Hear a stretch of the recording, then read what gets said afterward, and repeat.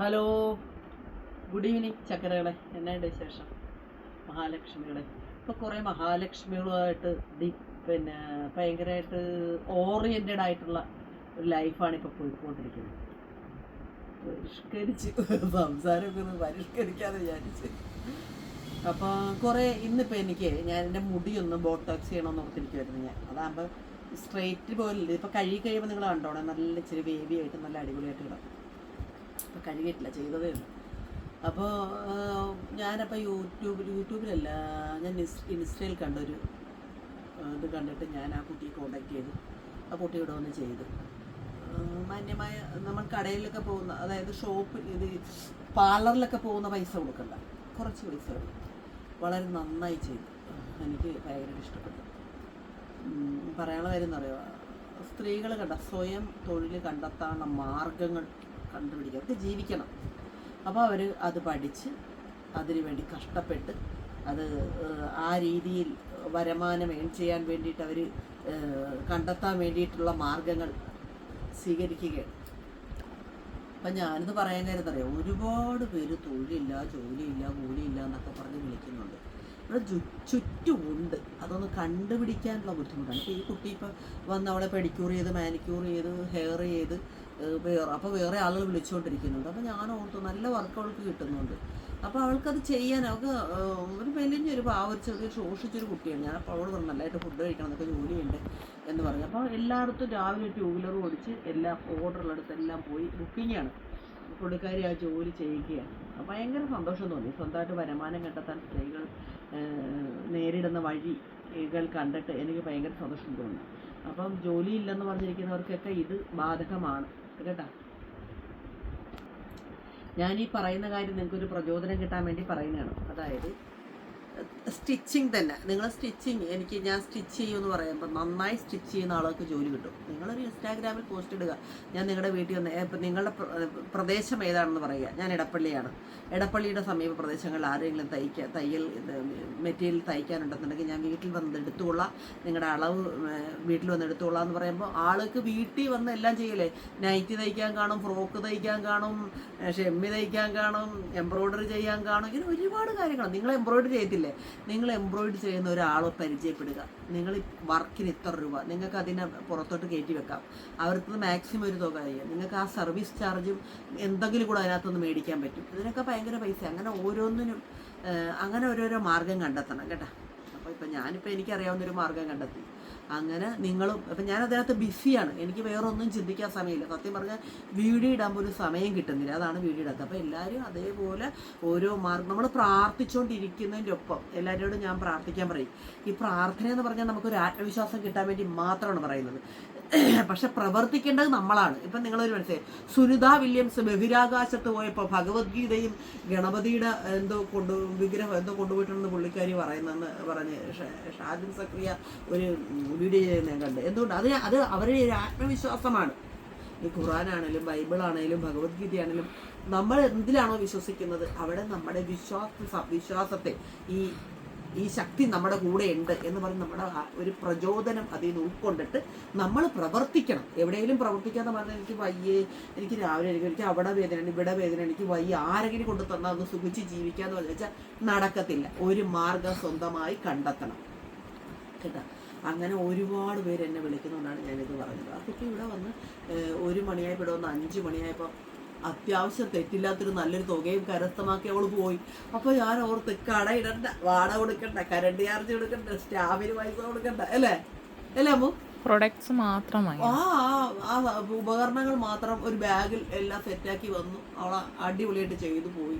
എനിക്ക് ഭയങ്കര സന്തോഷം തോന്നി, ഭയങ്കര അഭിമാനം തോന്നി. അപ്പം അങ്ങനെ നമ്മൾ ഒത്തിരി ഇപ്പം അങ്ങനത്തെ വീട്ടിലിരുന്ന് തന്നെ ഇതൊക്കെ ചെയ്യാനും ഒക്കെയുള്ള ഇപ്പം സ്റ്റിച്ചിങ് ഒക്കെ ഇല്ലേ, നന്നായി അളവെടുക്കാൻ അറിയാം, പഠിച്ചിരിക്കുക. അതെ, പഠിക്കുന്നത് നമ്മുടെ ആവശ്യമാണ്. നമ്മൾ പഠിപ്പം ഞാൻ കണ്ട വീഡിയോ എഡിറ്റ് ചെയ്യാൻ പഠിച്ചു, ക്യാമറയെ വീഡിയോ എടുക്കാൻ പഠിച്ചു. എനിക്ക് ഒന്നും അറിയത്തില്ലെങ്കിൽ അത് എൻ്റെ ആവശ്യം നടപ്പോൾ ഏതാ എനിക്ക് പഠിക്കാൻ പറ്റും. അത് പഠിക്കണം. നമുക്ക് വേണ്ട കാര്യങ്ങൾ നമ്മൾ പഠിക്കണം. നമുക്ക് എന്താണോ വേണ്ടത് നമ്മൾ നേടിയെടുക്കാൻ നോക്കണം. അത് നിങ്ങൾ ഓരോരുത്തരും ചെയ്യേണ്ട കാര്യമാണ്. അല്ല, ഇപ്പം എൻ്റെ അടുത്ത് കുറച്ച് പേര് ചോദിച്ചു, ഞാൻ കുറേ പ്രാർത്ഥിക്കുന്നുണ്ടോ? ദൈവം നൂലേ കെട്ടി ഒരിക്കലും തരത്തില്ല. നമ്മൾ ഇതിനായിട്ട് ഇറങ്ങിയെങ്കിൽ മാത്രമേ തരത്തുള്ളൂ. നമുക്ക് പല പല കാരണങ്ങൾ മനസ്സ് മടുത്തു പോകും. മനസ്സ് മടുത്തിട്ട് നമ്മൾ എന്ത് ചെയ്യാൻ പോകണം, എങ്ങോട്ട് പോകാൻ പോകണം, വരുന്നതെല്ലാം വരട്ടെന്ന് പറഞ്ഞാൽ നമ്മൾ ഓരോ ദിവസവും പരാജയപ്പെട്ട് ബാക്കിലോട്ട് പോകേണ്ടി വരും. ഞാനപ്പോൾ ഒരു കഥ പറയാം. ഈശ്വരൻ നേരിട്ട് വന്ന് രക്ഷിക്കുമെന്ന് വിചാരിച്ചിരിക്കുന്ന ആരെങ്കിലും ഉണ്ടെങ്കിൽ, ഞാൻ പ്രാർത്ഥിക്കുന്നതാണ് എന്നെ ദൈവം വന്ന് രക്ഷിക്കുമെന്ന് പറഞ്ഞാൽ അതെങ്ങനെയാണെന്ന് ഞാനൊന്ന് വിശദമാക്കിയിട്ട്. ഒരു സ്ഥലത്ത് വെള്ളപ്പൊക്കം ഉണ്ടായി. നമ്മുടെ മുന്നിൽ നടന്നൊരു സംഭവമാണിത്. ഞാനിപ്പോൾ ഒരു എക്സാമ്പിൾ കഥ പറയുകയാണ്. അതായത് ഒരു നാട്ടിൽ വെള്ളപ്പൊക്കം ഉണ്ടായി. അപ്പോൾ ആ നാട്ടിലുള്ള എല്ലാവരും ഭയങ്കരമായിട്ടുള്ള ഇടിച്ചുത്തി പെയ്ത മഴ നിൽക്കാതെ പെയ്യുകയും വെള്ളപ്പൊക്കം ഉണ്ടായിക്കൊണ്ടിരിക്കുകയും ചെയ്യുന്നു. ആ നാട്ടിലുള്ള എല്ലാവരും അവിടെ നിന്ന് സ്ഥലം മാറിപ്പോയി, വെള്ളം ഇല്ലാത്ത സ്ഥലത്തേക്ക് പോയി. അപ്പം അവിടുത്തെ പോലീസ് പിന്നെ സർക്കാരും ഒക്കെ ഇടപെട്ട് എല്ലാ വീടുകളിൽ നിന്നും ആളെ മാറ്റിക്കൊണ്ടിരിക്കുമ്പോൾ ഒരാൾ മാത്രം പോകത്തില്ല. ഇല്ല, എൻ്റെ ദൈവം വന്ന് രക്ഷിക്കുമെന്ന് പറഞ്ഞു. അയാൾ പോകത്തില്ല. അപ്പോൾ ഫസ്റ്റിലെ നിലത്തെ വെള്ളം മുങ്ങി, രണ്ടാമത്തെ നിലയിൽ കയറി. അപ്പോഴും ഹെലികോപ്റ്ററും ആൾക്കാരും എല്ലാം വന്നിട്ട് പോകത്തില്ല. മൂന്നാമത്തെ നിലയിലും കയറി. അന്നും പോലീസുകാർ ബലമായി നിർബന്ധിച്ച് പിന്നെ ഹെലികോപ്റ്ററൊക്കെ കൊണ്ടുവന്നിട്ട് വട്ടം പറന്നിട്ട് ഇയാൾ പോകത്തില്ല. അപ്പോൾ എന്ത് ചെയ്ത്, ഇയാൾ വരത്തില്ല, എൻ്റെ ദൈവം വന്ന് രക്ഷിച്ചോളൂ, നിങ്ങളുടെ കൂടെ ഞാൻ വരത്തില്ല കൊണ്ട് ഈ എല്ലാവരും അങ്ങ് പിരിഞ്ഞു പോയി കഴിഞ്ഞിട്ട് ഇയാൾ ആ വെള്ളപ്പൊക്കത്തിൽ മരിച്ചുപോയി. മരിച്ചു ചെന്ന് കഴിഞ്ഞിട്ട് സ്വർഗത്തിൽ ചെന്ന് കഴിഞ്ഞ് ദൈവത്തോട് ഇയാൾ പറഞ്ഞു, ഞാൻ ദൈവം വരുമെന്ന് പറഞ്ഞുകൊണ്ട് ആര് വിളിച്ചിട്ടും പോകാതെ നിന്ന്, എന്നിട്ട് എന്തുകൊണ്ട് എന്നെ രക്ഷിക്കാൻ വന്നില്ലെന്ന് പറയും. അപ്പം ദൈവം അവനോട് പറയും, ഞാൻ ആദ്യം നിന്നെ രക്ഷിക്കാൻ ആംബുലൻസും പോലീസുകാരെയൊക്കെ ആയിട്ട് വന്നു, അപ്പം നീ വന്നില്ല. രണ്ടാമത് നിന്നെ രക്ഷിക്കാൻ വീണ്ടും ഞാൻ പോലീസും ആൾക്കാരെയും നാട്ടുകാരെയൊക്കെ കൂടിക്കൊണ്ട് വന്നില്ല. മൂന്നാമത് നിന്നെ രക്ഷിക്കാണ്ട് ഞാൻ ഹെലികോപ്റ്ററും ആളും ഒക്കെ ആയിട്ട് വന്നു, എന്നിട്ട് നീ വന്നില്ല. അപ്പോൾ ഞാൻ വരുന്നത് എപ്പോഴും എൻ്റേതായ രൂപത്തിലായിരിക്കത്തില്ല, ഞാൻ നിങ്ങളുടേതായ രൂപത്തിലായിരിക്കും. നിങ്ങൾ ആരായിട്ടാണോ എങ്കിലും ഒരു രക്ഷാമാർഗമായിട്ട് വന്നിട്ടുണ്ടെങ്കിൽ അത് ഈശ്വരനായിട്ട് വിചാരിച്ച് വേണം. വിട്ട ആളെ സമഭാവനയിൽ എല്ലാവരെയും കാണാമെന്ന് ദൈവം പറഞ്ഞു. ദൈവം തന്നെ വരുമെന്ന് പറഞ്ഞാൽ പറ്റത്തില്ല. ഏതെങ്കിലും ഒരു ആൾ വന്ന് നമുക്കൊരു രക്ഷാമാർഗം തന്നാൽ അത് ബോധത്തോടെ ചിന്തിച്ച് രക്ഷപ്പെടാനുള്ള പരിപാടി നോക്കും. അതായത് നമുക്ക് കിട്ടുന്ന അവസരങ്ങളെ യൂസ് ചെയ്യാൻ നിങ്ങൾ നിർബന്ധമായി പഠിക്കണം. ബുദ്ധി പ്രയോഗിച്ച് നമ്മുടെ അവസരങ്ങളെ ചൂസ് ചെയ്യണം. അതല്ലാതെ സമയം വരട്ടെ, എല്ലാം ശരിയായിട്ട്, രാഹുവും കേതുവും ഗ്രഹവും എല്ലാം കറക്റ്റായിട്ട് നമ്മൾ ബിസിനസ് ചെയ്യാം, എന്നിട്ട് നമ്മൾ രക്ഷപ്പെടാം, എന്നിട്ട് ഞാൻ ഇതെല്ലാം തുടങ്ങുന്നുള്ളൂ, ഇപ്പം എൻ്റെ സമയം മോശം ഇരുന്നാൽ അവിടെ ഇരുന്നുള്ളൂ. ഒരിക്കലും സമയം ശരിയായിട്ട് ഒരു ബിസിനസ് ചെയ്യാനും പറ്റത്തില്ല കേട്ടാ. ഞാനിപ്പോൾ ഇവിടെ ഓരോ കാര്യം ചെയ്ത് എല്ലാം സക്സസ് ആയിട്ടാണ് പോകുന്നത്. ഒരു സമയവും നോക്കിയിട്ടില്ല, ഈശ്വരനെ മാത്രമേ വിളിച്ചിട്ടുള്ളൂ.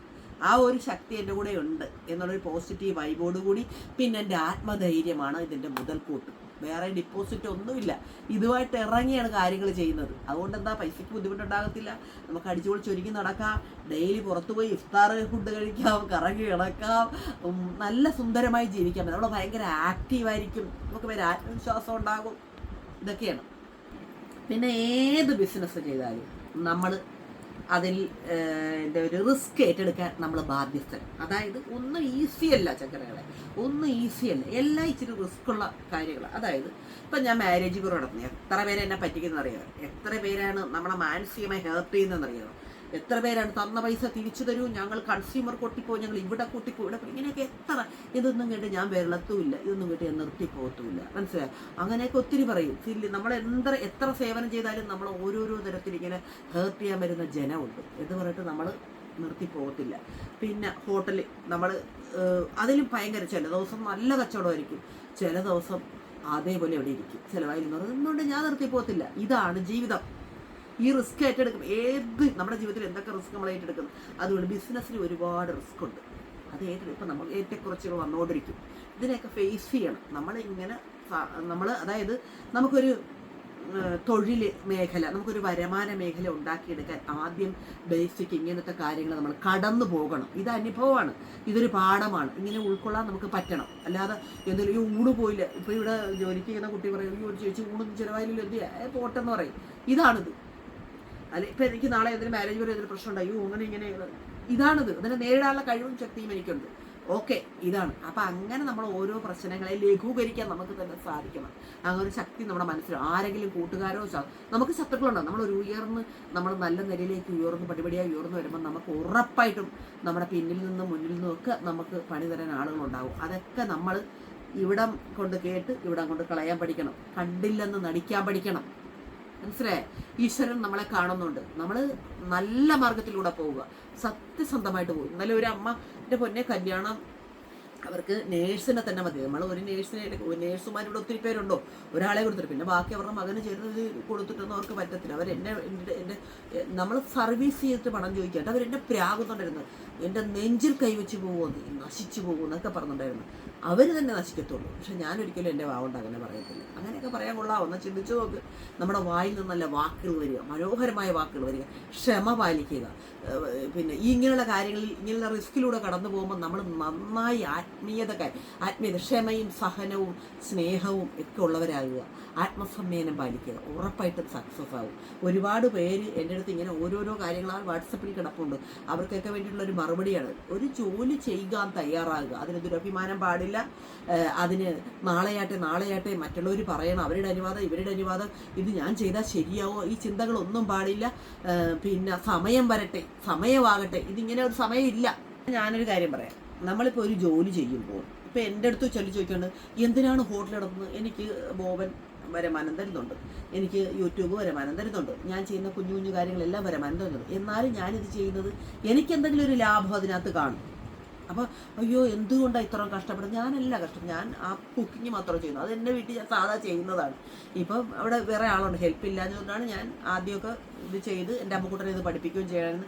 ഇതൊക്കെ ഒരു നല്ല കാര്യം. നമ്മൾ ഒരിക്കലും നമ്മുടെ മക്കളും ഇതൊക്കെ കണ്ട് നല്ലവരായി വളർന്നു വരണം അവർ. അപ്പോൾ അവരും നാളെ ജോലി ചെയ്ത് ജീവിക്കാൻ പ്രതിസന്ധികൾ തളരാതിരിക്കും. ഇപ്പം എന്തുകൊണ്ടാണ് ഞാനിതൊക്കെ കണ്ട് പഠിച്ച് വന്നതുകൊണ്ടാണ് എനിക്ക് പ്രതിസന്ധികൾ വന്നാൽ തളരത്തില്ല. നമ്മളിങ്ങനെ പതുങ്ങിയിരുന്നിട്ട് നമ്മൾ ആലോചിക്കുക എന്ത് ചെയ്യണം എന്ന് ആലോചിക്കും, ഒരു ബ്രേക്ക് എടുത്ത് ചിന്തിക്കും എന്ത് ചെയ്യണം. എന്നിട്ട് അതിനെ മറികടക്കാനുള്ള ഉപാധികളുമായാണ് വീണ്ടും വരുന്നത്. ഭയങ്കരമായിട്ട് ശക്തമായിട്ട് വീണ്ടും വരും. നമ്മൾ അങ്ങനെ വരണം ഓരോരുത്തരും. നമ്മൾ ഒരിക്കൽ പോലും നമ്മൾ എന്താ പറയുന്ന അലസത എന്ന് പറയുന്ന സാധനം നമ്മുടെ ജീവിതത്തിൽ ഉണ്ടാകരുത്. അലസതയാണ് നമ്മുടെ ശത്രു. ഒരുപാട് നേരം കിടന്നുറങ്ങുക, ഒരു ഈശ്വരവിശ്വാസം ഇല്ലായ്മ, ഒരു പിന്നെ കൺസിസ്റ്റൻസി ഇല്ലാതെ ജീവിതത്തിൽ തുടരുക, ഇതൊക്കെ ജീവിതത്തിൽ നമ്മളെ ബാക്കിലേക്ക് കൊണ്ടുപോകും. നമ്മളെ എന്ത് പ്രശ്നം വന്നാലും നമ്മുടെ ഒരു വ്യക്തിത്വം ഉണ്ടായിരിക്കണം. നമ്മളെ ഉണർവും ഉന്മേഷമുള്ള, ഒരു കാര്യത്തിൽ നിന്നും പിന്തിരിയാത്ത, വിചാരിച്ച കാര്യം നടത്തണമെന്നുള്ള ഒരു ഉന്മേഷം ഉണർവും ജീവിതത്തിൽ ഉടനീളം നിലനിർത്തണം. അതിന് ആദ്യം വേണ്ടത് ബേസിക് പ്രാർത്ഥനയാണ്. പിന്നെ ഞാൻ ഈ പറഞ്ഞ സംഭവം എല്ലാം കേട്ടാ. അപ്പോൾ ഇത്രയൊക്കെയാണ്, ഒത്തിരി നീണ്ടുപോകണ്ട. എത്ര മിനിറ്റ് ആയി മോളെ? ഇത് വീഡിയോ ഇടാത്തത് ഞാൻ നല്ല തിരക്കായതുകൊണ്ടാണ് എനിക്ക് വീഡിയോ ഇടാഞ്ഞത്. ഇന്നെനിക്ക് സമയം കിട്ടി വീഡിയോ ഇടാം. അങ്ങനെ ഞാൻ തലമുടി ചെയ്യാൻ നോക്കി. എനിക്ക് മുടി എന്നും എൻ്റെ ടൈം ഒരുപാട് പോകുന്നു. കാരണം എനിക്ക് മുടിയൊന്നും കിട്ടുന്നില്ല. ഇതാകുമ്പോൾ എളുപ്പം അയൺ ചെയ്ത് ഒക്കെ വന്ന് നിങ്ങളുടെ പ്രാന്തിയെ പോലെ നിങ്ങളുടെ മുമ്പിൽ ഒന്ന് മുടിയൊക്കെ ഇങ്ങനെ ബീബേഴ്സായിട്ട് വന്നിരിക്കുമ്പോൾ നിങ്ങൾ ഇത് എന്താണ് സിംഗുമ, എന്താണെന്ന് ചോദിക്കത്തില്ല. അതുകൊണ്ടാണ് ഞാൻ ഇത് ചെയ്യുന്നത്. എനിക്ക് ഈസി ആകാൻ വേണ്ടിയാണ് ഇത് ചെയ്യുന്നത്. അല്ലെങ്കിൽ വാങ്ങി ഇച്ചിരി കുറവാണെങ്കിലും കുഴപ്പമില്ലെന്ന് ഞാൻ ഓർത്തു.